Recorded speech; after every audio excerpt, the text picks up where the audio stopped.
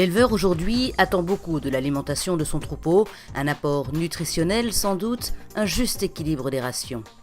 Le plus important, c'est vraiment la partie, l'aliment qui va équilibrer mon fourrage de base. Et aujourd'hui, c'est pas parce qu'on va acheter un aliment pas cher qu'on va être gagnant financièrement, et c'est pas parce qu'on va acheter un aliment cher qu'on est perdant financièrement, quoi. Il faut adapter le produit du commerce à ce qu'il y a sur la structure. Car avec l'évolution des élevages, la dimension économique devient prédominante. On va essayer de trouver le meilleur compromis technique et économique pour avoir le meilleur revenu, sortir le meilleur coût fourragé, le meilleur coût au litre de lait de l'investissement qu'on va avoir. Il faut toujours penser au retour sur investissement. Ce qui nous intéresse, nous, c'est le coût de production mais global de la structure. Parce qu'on peut avoir parfois des coûts alimentaires qui peuvent être bas, mais qui nous obligent à investir dans des charges de structure, parce qu'il y aura plus d'animaux, donc plus de bâtiments, et donc l'un dans l'autre, on n'est pas forcément rentable.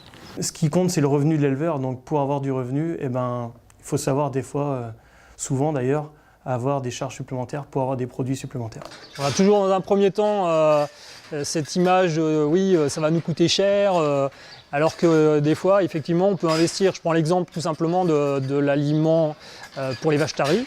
On a un aliment qui est particulier, qui est peut-être assez cher à la tonne, mais derrière, on va anticiper différents problèmes métaboliques, des retenues placentaires, différentes choses.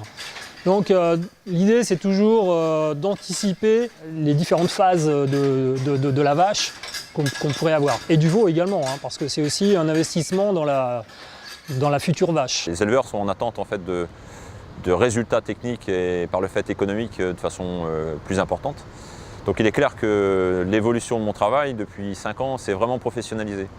Et la relation avec les clients est de plus en plus professionnelle. Ils attendent vraiment d'avoir quelqu'un qui leur apporte une plus-value technique et économique à court terme et à moyen terme. Chez certains éleveurs pourtant, le rôle du technico-commercial en alimentation est encore mal perçu. Jusqu'à présent, un technico-commercial, c'est surtout quelqu'un qui vient vendre un produit, quoi. Et son produit est forcément le meilleur du marché et celui qui nous intéresse actuellement, quoi. Enfin, c'est un peu l'image qu'on a actuellement. Disons que nous, on aimerait qu'il soit plus dans le technico que dans le commercial. Je suis d'accord avec lui puisqu'il a besoin de technique. Aujourd'hui, c'est ce qu'ils recherchent les éleveurs. C'est un suivi technique. Donc, s'il y avait besoin que de commercial, on n'aurait pas besoin d'hommes.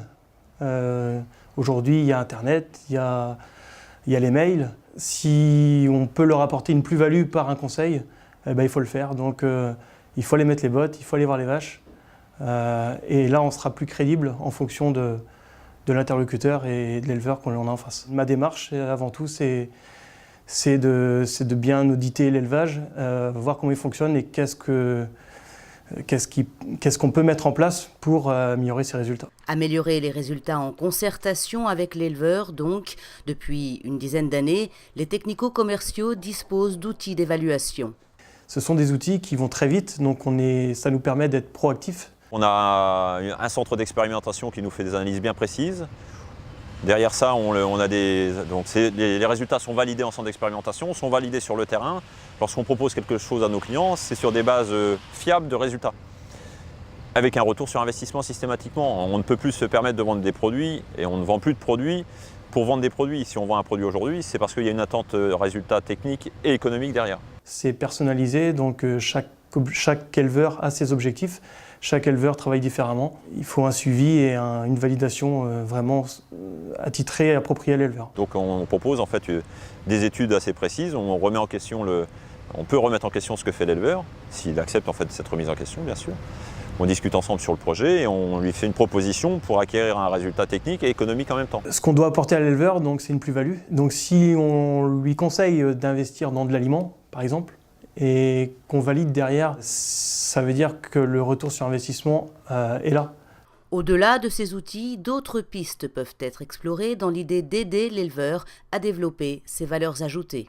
Les solutions idéales seraient de faire des réunions d'hommes et de femmes de plusieurs catégories professionnelles, que ce soit nutritionnistes, comptables, professionnels en culture.